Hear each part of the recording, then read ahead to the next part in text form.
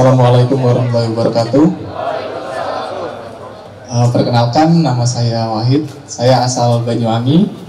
Baru ikut Kenduri Cinta 2 kali. Baru kemarin di bulan lalu pada saat ulang tahun sama hari ini ya. Oke, denotasi dan konotasi. Tadi yang bagus itu yang dijelaskan oleh Mas Fauzan ya, kalau nggak salah di awal tadi Mas Fauzan bener ya. Itu saya suka karena saya juga ngelakuin riset bahwa apa itu denotasi dan konotasi. Tapi yang saya lihat memang dari kata. Sedangkan tadi Mas Fauzan bilang notasi itu juga bisa dari lagu atau gelombang. Itu menarik sih, bahwa dua-duanya juga cara komunikasi gitu kan, notasi, hal yang mengkomunikasikan sesuatu. Tapi sebenarnya yang mau saya tanya ke sini adalah bahwa di sini ada denotasi yang bermakna sebenarnya dan konotasi yang bermakna tidak sebenarnya. Dan tadi Mas Sabrang juga udah bilang kalau ada kata yang sebenarnya, maka kata yang sebenarnya itu yang mana? Misal kayak sandal, itu kita setuju aja bahwa itu sandal. Tapi kan itu nggak menggambarkan sandalnya gitu kan. Nah, hal yang menarik bagi saya juga gini. Denotasi dan konotasi. Misalkan kalau saya nih, yang menurut saya paling menarik adalah kalau baca Al-Quran, itu kan dia bisa bermakna lain-lain tergantung dengan saya sendiri itu sedang dalam posisi apa, punya masalah apa, dan saya sedang merasakan apa, senang atau sedih atau terbebani pekerjaan. Misalkan itu juga akan berbeda dalam melihat sudut pandangnya, arah pandang, resolusi pandangnya akan beda-beda. Nah, kalau kayak gitu, berarti sebenarnya denotasi dan konotasi itu apakah sebenarnya nggak ada? Apakah itu sebenarnya hanya tergantung dari siapa yang nerima, atau siapa yang ngomong, atau siapa yang memang dia itu, oke, kita sama-sama terima bahwa ini namanya jagung, ini sandal, ini mic, ini apa? Padahal kalau pertanyaannya itu apakah sebenarnya denotasi dan konotasi itu nggak ada? Itu cuman penerimaan dari masing-masing orangnya aja sebenarnya. Itu sih pertanyaan. Oke Mas, terima kasih. Tepuk tangan dong. Segitu kali Fauzan Fauziani Rauno.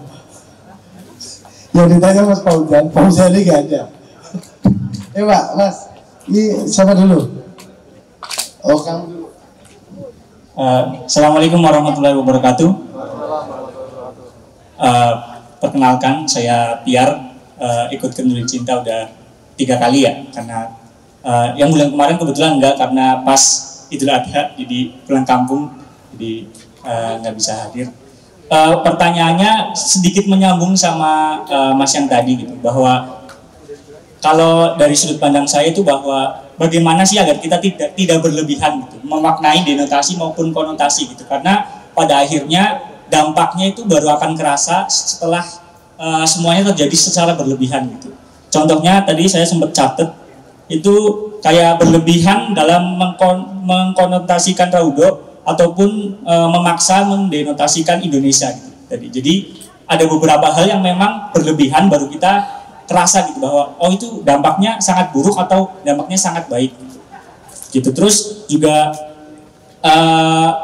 bagaimana agar tidak berlebihan, karena sudut pandang yang saya punya gitu, bahwa di dunia ini tuh nyambung juga sama Mas yang tadi, ada 2 dunia gitu, dunia yang sebenarnya dan dunia dalam benak kita gitu. Kayak gitu. Terus juga ada segitiga benar salah yang sempat dijelaskan sama Mas Abraham juga beberapa video yang saya tonton gitu. Dan dalam segitiga benar salah itu kan tidak ada yang pure benar, tidak ada yang pure salah gitu. Dan kita itu di antara keduanya gitu. Terus juga tadi menguatkan pendapat bahwa manusia adalah makhluk kemungkinan gitu. Menyambung ke pertanyaan balik tadi, bagaimana agar tidak berlebihan, dan disimpulkan dengan pertanyaan bahwa bagaimana agar kita menjadi makhluk kemungkinan yang tidak berlebihan. Kita tetap di tengah-tengah, kita tetap menganggap denotasi dalam taraf yang wajar dan konotasi dalam taraf yang wajar. Begitu juga dengan nilai-nilai lain gitu, selain denotasi maupun selain konotasi. Jadi semuanya dalam hal yang wajar tanpa berlebihan gitu. Itu bagaimana sih gitu kita bisa melakukan itu? Mungkin itu untuk pertanyaannya. Terima kasih. Wassalamualaikum warahmatullahi wabarakatuh. Mas Piar itu tiap kaji nanya loh, karena pengen masuk YouTube-nya kaji. Oleh ya jawab balik Bang. Oke Bu, ayo Mbak. Ini yang dari mana? Bismillahirrahmanirrahim. Saya Kay, mahasiswa hukum di UIN Jakarta. Saya nggak akan nanya soal denotasi dan konotasi seperti masnya ini. Saya ingin bertanya, saya ingin bertanya ke Bang Ferry Amsari.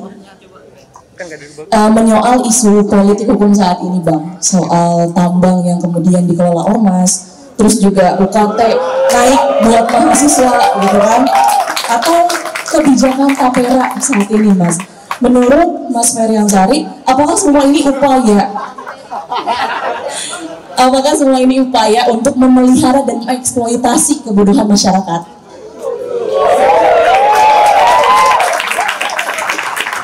Oke, satu pertanyaan lagi. Saya suka mengutip dari kata-kata Mbak Bivitri soal MA dan MK ini sekarang menjadi mahkamah kakak dan mahkamah adik gitu ya. Nuansanya kan keluarga banget gitu kan. Nah, padahal bangsa Indonesia ini pernah trauma banget nih sama politik kekeluargaan di era Orde Baru misalnya gitu ya. Nah, apakah kalau misalnya semua kekacauan ini diakibatkan oleh satu keluarga, apakah solusinya bisa dihasilkan ketika makan malam keluarga di istana gitu ya? Makasih. Siapa Mbak namanya? Ya? Oke, ini siap gak lulus ini? Universitas mana? Papa itu catat Pak, itu yang Jakarta namanya K. Oke, mungkin langsung ditanggapi dari Mas itu Mas Fahid dulu, yang pelan dulu deh. Yang ngegas biar Mas Vincent sama Bang Ferry. Iya, pertanyaannya tadi apakah denotasi dan konotasi itu ada gitu ya? Ya. Kalau ada namanya tuh ya ada berarti. Kalau ada kosakatanya ya ada. Bahwa berguna atau tidak ya setiap orang punya ukuran berbeda-beda. Kalau kita setuju ada sebuah kata-kata yang taruh di dalam kamus bahasa yang bahasanya dipakai oleh banyak orang ya kita anggap ada, kemudian konsep itu ya ada dengan definisi yang tadi itu. Dan seperti semua hal, definisi itu hanya berlaku pada satu level abstraksi. Karena kalau ditarik lagi, tadi kan saya agak narik ke bawah ke filsafat sedikit, ke ke eksistensial, sehingga jadi batal tuh. Ada denotasi konotasi. Tapi kalau kita nggak sampai ke bawah situ, kita ngomong ilmu bahasa, ya ada banget dan kepake banget gitu. Artinya semua hal itu kan saya belajar dari Simbah. Ini Simbah itu dikenal punya bakat sampai bisa jadi lawyernya setan kalau di saking pinternya joget gitu. Jadi ada argumentasi lateral, ada argumentasi vertikal, ada argumentasi mendalam dan seterusnya lah. Tinggal beloknya gimana. Sebuah statement yang sangat valid bahwa kata-kata itu ada denotasi dan konotasi. Ketika saya beri setting berbeda, sama sekali langsung nggak ada gunanya langsung gitu. Ganti saya tadi cuma ganti setting. Kadang-kadang saya ganti setting gitu agar kita tahu bahwa itu hanya berguna pada satu layer abstraksi tertentu yang kita bahas. Bukan berarti itu terus kemudian kita lupakan. Karena kita sering juga melakukan hal-hal yang nggak penting itu, tapi bermanfaat, tapi menyenangkan kan kadang-kadang gitu. Jadi nggak apa-apa. Kalau nggak ada denotasi sama konotasi, kamu kan juga bingung cari tesis judulnya nanti apa. Itu berguna minimal buat kamu buat tesis kan gitu. Jadi soal eksistensi ada, eksistensi denotasi dan konotasi yang dibuat oleh manusia. Nah, gitu. Oke ya. Yang kedua Yang kedua tadi apa? Jadi manusia kemungkinan agar tidak berlebihan menghadapi fenomena-fenomena ini. Asem, lebih menyenangkan. Karena ini tidak mudah. Manusia kemungkinan itu kan kita tidak bisa memberi rumus. Ketika dia memberi rumus, dia menjadi tidak kemungkinan. Ini ada paradoks di situ. Tapi mungkin saya bisa menarik dari sudut pandang ini. Ini berhubungan dengan ini tadi itu revolusi apa dan seterusnya. Gimana sikap kita terhadap pemerintah dan seterusnya. Itu kan juga kemungkinan itu juga pada rentang yang Anda bicarakan itu tadi. Kita terlalu jauh enggak sih kalau kemudian sampai revolusi bakar barbecue misalnya. Apa kurang jauh kan gitu, kita perlu ukuran yang tepat nih. Nah kadang-kadang ukuran tepat itu tidak bisa menjadi ukuran komunal kecuali kita membahasnya. Gini, oke. Saya ngasih contoh ini aja ya, ngasih contoh pensikapan kita terhadap situasi negara dan kenegaraan yang bisa dijadikan menjadi rumus untuk seberapa sih yang pas, yang dijadikan itu toh, seberapa sih yang pas. Misalnya gini, saya dapat rumus kemarin cukup oke. Sekarang kita gini, kalau kita bahas negara kayak gini, setuju nggak setuju, kita ingat nggak sih tujuan akhirnya apa sebenarnya? Memuaskan diri untuk bisa rasan-rasan, atau memang ada tujuan lain? Kita pengen negara lebih baik, misalnya. Itu kata lebih baik, mungkin semua pasti setuju. Kita pengen negara lebih baik. Tapi itu kalimat yang sangat abstrak. Lebih baik itu gimana sih? Bisa jadi negaranya sangat makmur, tapi kamu kiri, kamu ngomong nggak baik juga. Karena dalam pikiranmu baik adalah yang aku bisa menjadi raja di situ, kan bisa juga. Artinya kita harus punya pandangan objektif sebagai satu kumpulan masyarakat yang ingin berbuat terhadap negara, yang tujuannya kemana nih? Apa nih? Kita harus tangible, ini harus tangible bener nih. Karena kalau itu nggak tangible, kita nggak tahu kapan akan melawan, kapan akan mendukung, kapan akan dan seterusnya. Kalau kita tidak punya parameter itu, kita nanti mendukung dan tidak mendukungnya berdasarkan parameter pribadi. Takutnya kan gitu, bias-bias tersebut sangat mungkin loh, kita human, kita kan manusia. Yang kita bisa lakukan adalah mencoba meminimalisir itu.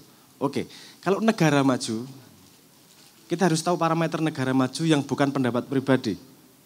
Kita belajar dari sejarah. Saya kalau boleh saya mengusulkan, misalnya gini, ada salah satu teori mengatakan bahwa negara maju itu pasti diakari oleh 3 hal. Pertama, meritokratis.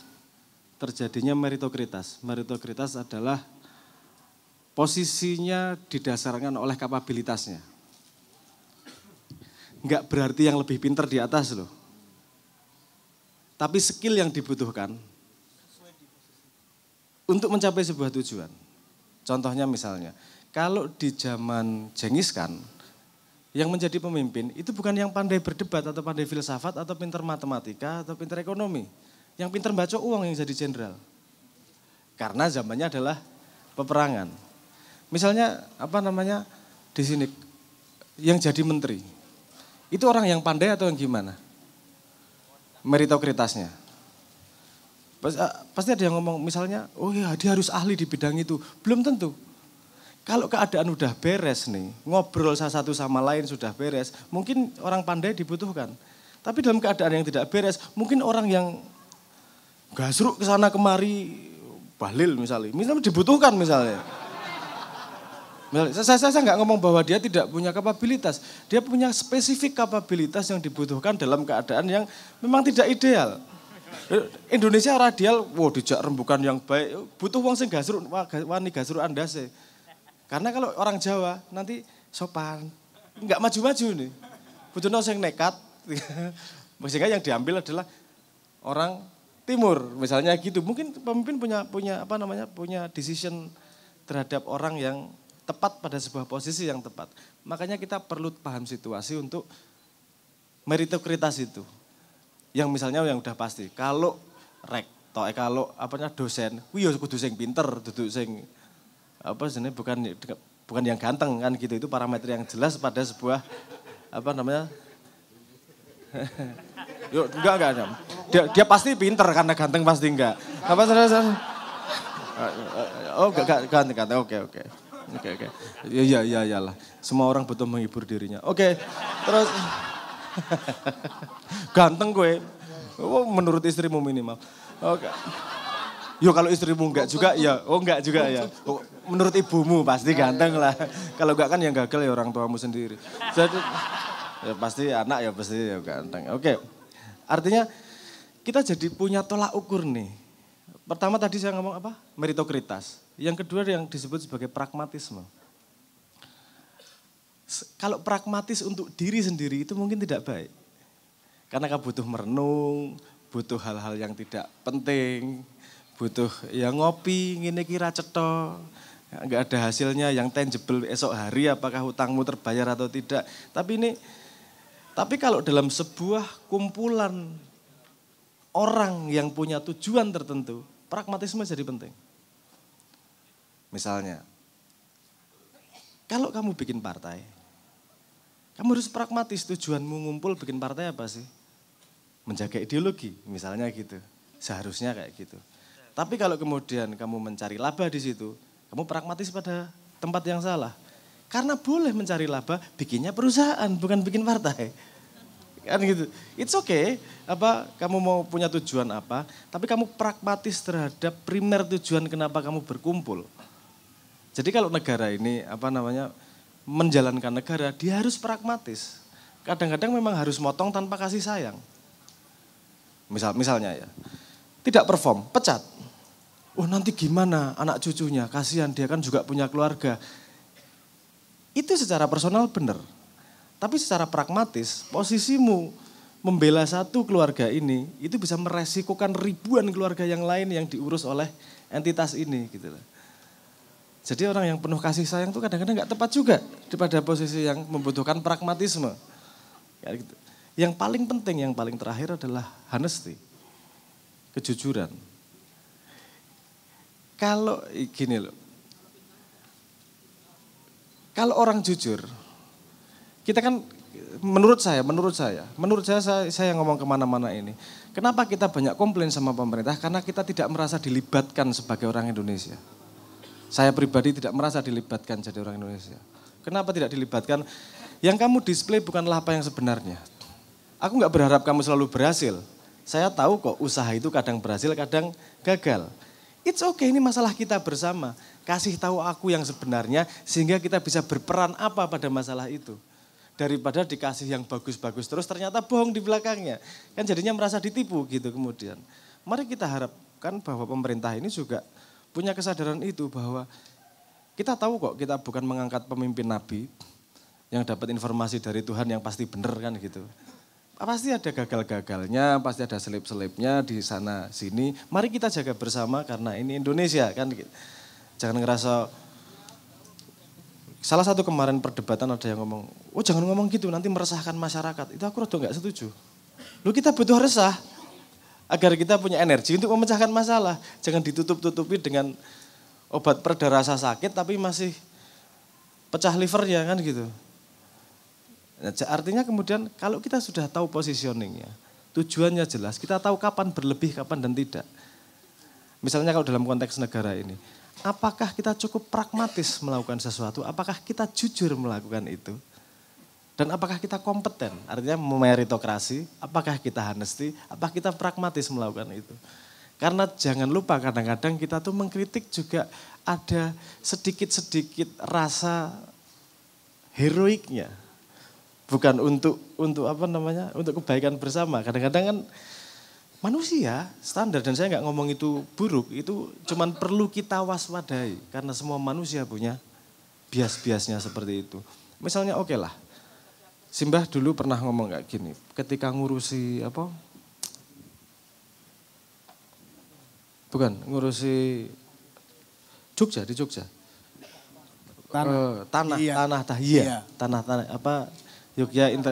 Tanah bandara.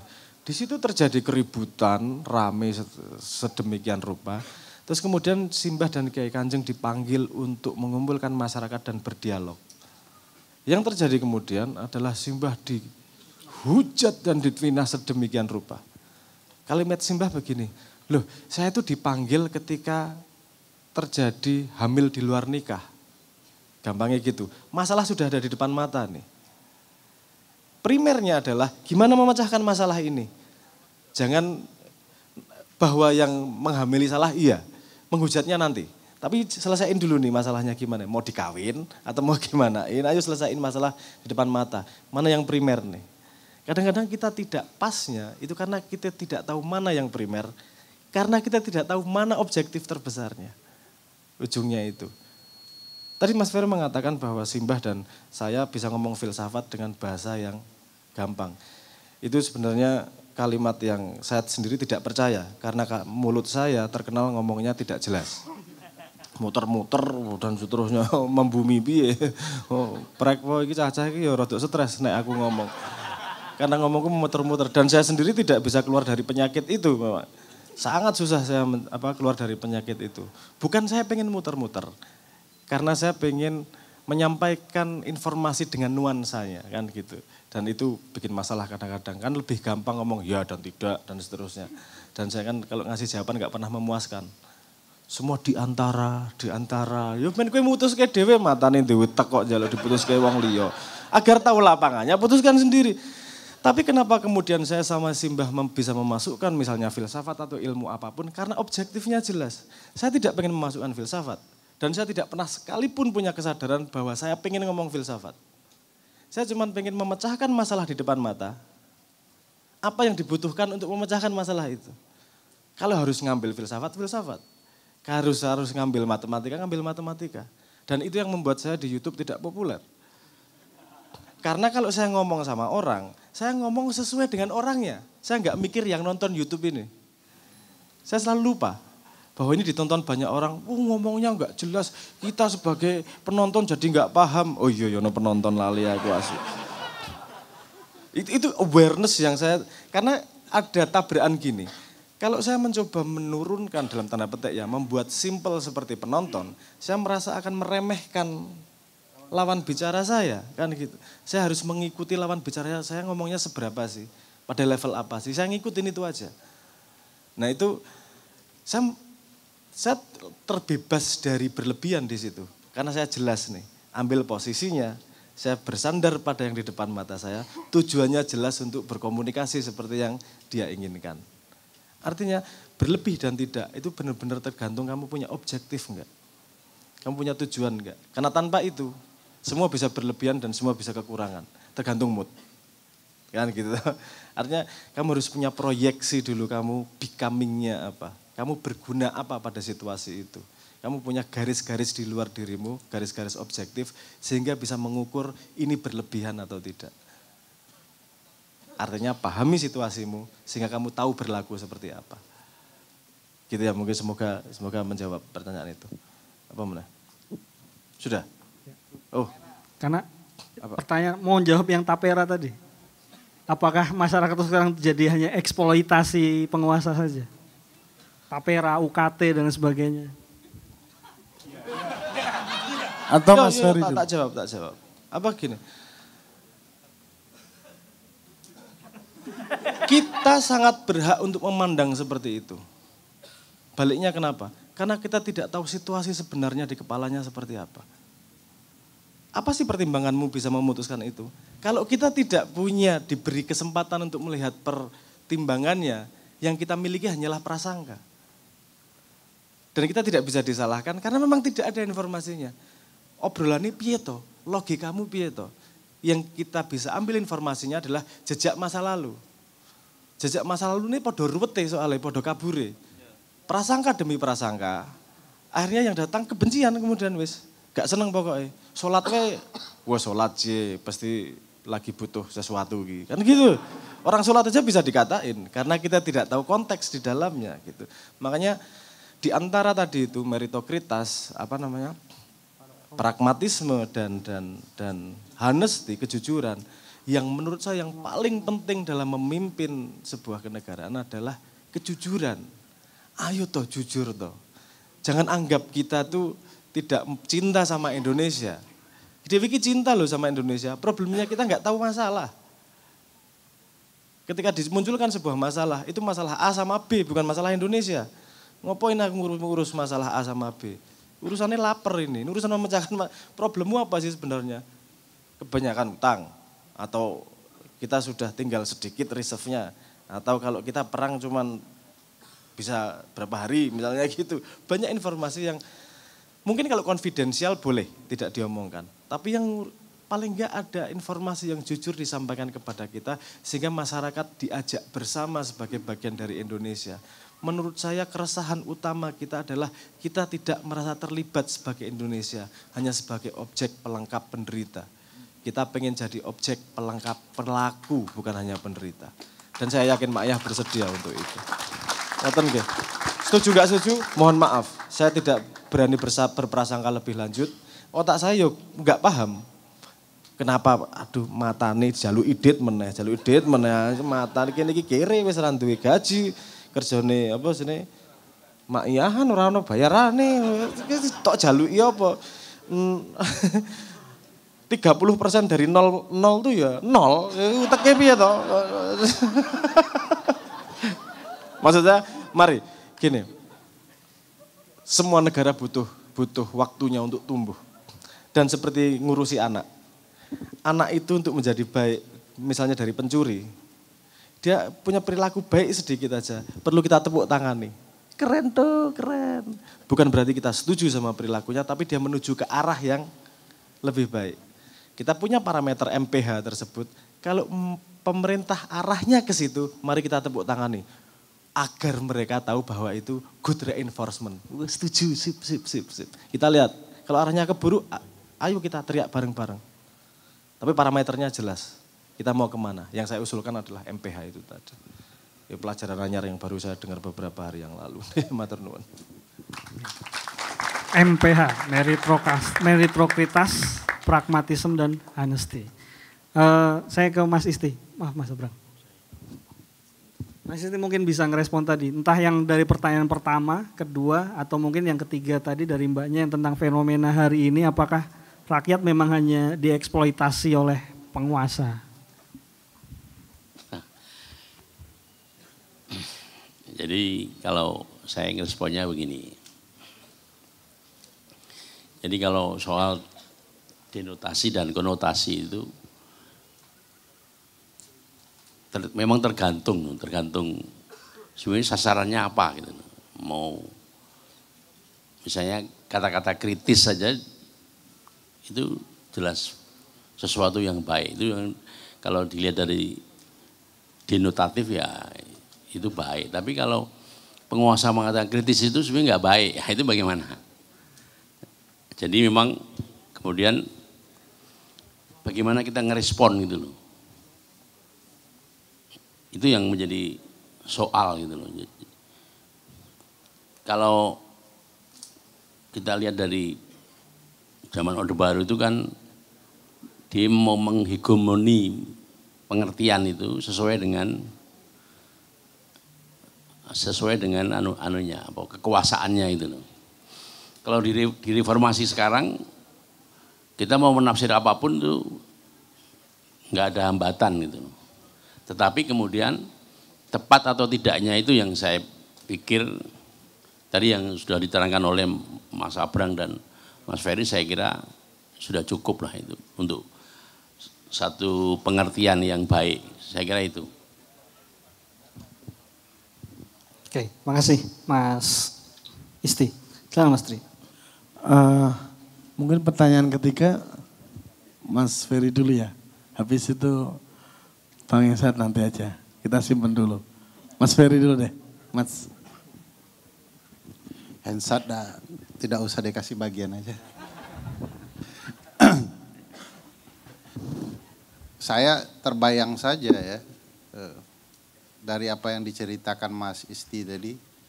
Kayaknya lebih baik jadi koruptor.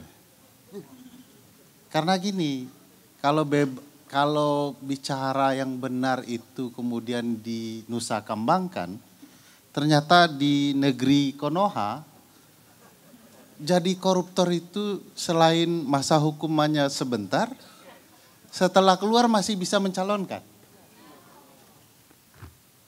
Jadi Mas Isti, saran saya jangan jadi aktivis. Jadi koruptor di negeri Konoha lebih baik. Kalau ini kan tadi ternyata denotasi dan konotasi itu berasal dari notasi juga ya. Ada kata di sana. Itu kalau ngambilnya dari notasi. Kalau ngambilnya dari kono, tambah H jadi Konoha deh.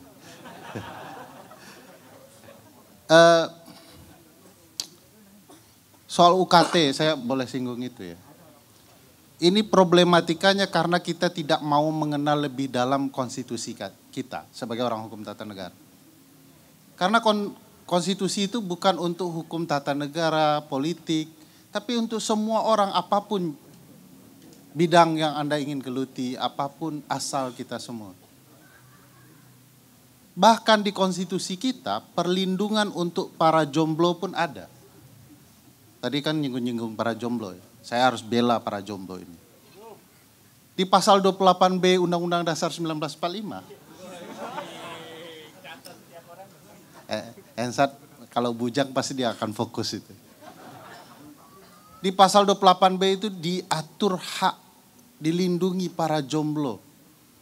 Bahwa setiap orang berhak untuk melangsungkan pernikahan dalam ikatan perkawinan yang sah.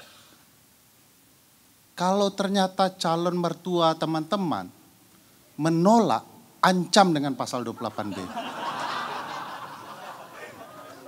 Ini hak saya. Nah, problematikanya anaknya tidak mau itu problematika intinya gitu ya. Tapi semua konstitusi itu mengatur termasuk soal pendidikan. Undang-undang dasar kita mengatur bahwa hak anggaran pendidikan kita itu minimal 20% dari APBN dan APBD. Bayangkan ya, 1 bulan penuh anggaran negara, hampir seperempatnya untuk pendidikan minimal. Tapi apa yang terjadi dengan dunia pendidikan kita? Lihatlah toilet-toilet kampus. Cuman itu kualitasnya.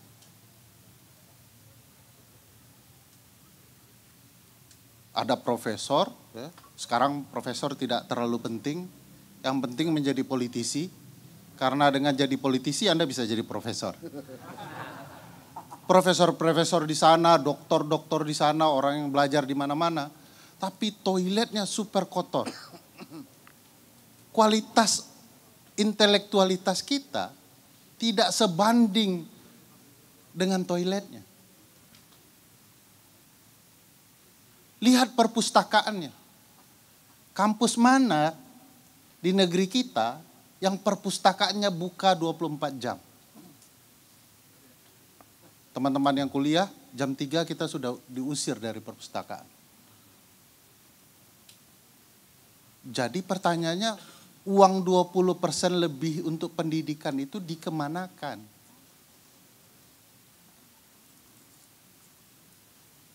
Nah, kampus diminta untuk mandiri.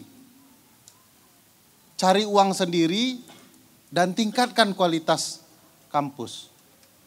Begitu orang-orang kampus bekerja, bagaimana mencari uang untuk kualitas pendidikan bisa tinggi, dia tidak kembali ke konstitusi, tapi cari korban.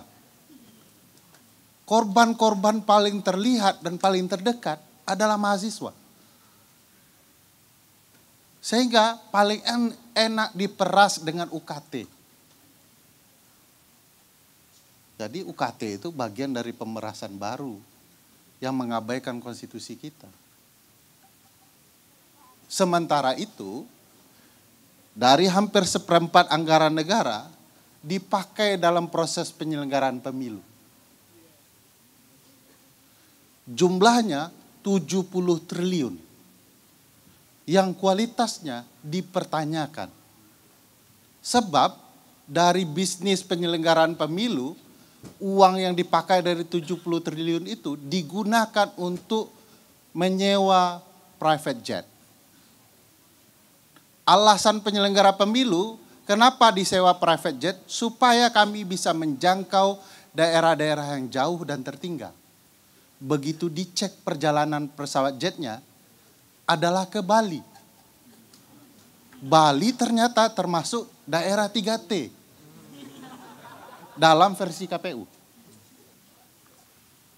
Atau kita yang ilmu geografinya terbatas. Ternyata ada Bali-Bali lain yang tidak ada di ilmu geografi kita. Ternyata uang 70T itu dipakai untuk melakukan perjalanan dinas PPLN perempuan di Den Haag.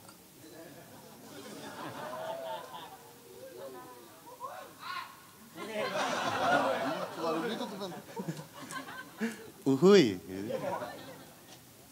Padahal setiap penyelenggara pemilu luar negeri dilatih per region masing-masing. Minimal tuh pelatihannya di Eropa. Atau kalau tidak di Belanda. Den Haag masuk wilayah itu. Tapi salah satu perempuan dari Den Haag dilatih di Singapura.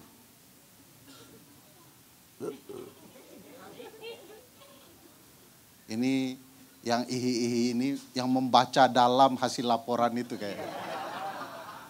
Lalu disewakan apartemen di Jakarta. Yang kebetulan dekat dengan apartemen salah seorang komisioner yang dipecat kemarin. Pertanyaan besarnya, uang-uang pemilu kita yang 70 triliun ternyata untuk pakai ini. Dan UKT terus meningkat. Jadi bagi saya ini problematika serius soal anggaran, soal logika, soal lain-lainnya. Saya tidak bisa membahasakan juga dalam rumus filsafat, sama kita. Tapi saya jadi takut makan malam di rumahnya Mas Sabrang, ketemu Cak Nun. Karena bahasanya berat sekali dalam pertempuran filsafat itu ya. Takut-takut saya bilang kamu nggak sampai. Tapi memang rumusan filsafat diperlukan untuk membangun logika, untuk menjelaskan apa yang sedang terjadi di Republik ini. Jadi, saya tuh agak pede ya mengatakan orang yang mengerti filsafat yang dijelaskan oleh Mas Sabrang dan Cak Nur, pasti tingkat IQ-nya bagus. Nah, balik ke prinsip meritokrasi yang dijelaskan oleh Mas Sabrang tadi. Pertanyaan besar yang tiba-tiba melintas dari penjelasan itu di kepala saya adalah, kenapa ada anak raja tiba-tiba pantas menggantikan raja? Sementara dia tidak ikut mayahan. Jadi kualitas IQ-nya seberapa? Apakah karena bisnis pisang goreng dan martabak, lalu IQ-nya terlatih? Enggak juga. Ya uhi terus sih. Masuk penjara lo semua. Jadi menurut saya UKT, kebijakan negara kadang-kadang nggak nyambung-nyambung. Padahal ada tanggung jawab berkonstitusi di sana. Ini cerita terakhir ya. Konstitusi kita bilang, bab 4-nya bilang begini. Dewan Pertimbangan Agung dihapuskan. Dihapus. Tiba-tiba ada orang yang mau berakhir masa jabatannya, butuh jabatan baru. Hal yang dihapus itu mau dihidupkan kembali. Jadi setelah berhenti nanti dia akan jadi ketua Dewan Pertimbangan Agung. Padahal konstitusi kita sudah bilang dihapuskan. Undang-undang dibuat baru. Padahal otomatis itu dihapuskan. Relasinya dengan UKT adalah, kalau logikanya begitu, wajar saja semua kita dikorbankan dengan UKT. Apa yang sudah dibilang konstitusi begini, dia buat begitu. Jadi teman-teman sekalian, harapan saya di Mayahan ini adalah, di Kenduri Cinta ini, mari kita buka-buka lagi konstitusi kita, supaya kita tidak dimasistikan. Gara-gara berpikir masuk Nusa Kambangan. Tapi gara-gara meminta sang paman jadi wakil presiden. Sekian, makasih. Komentar saya termasuk komentar Hensat, kita pulang hari ini.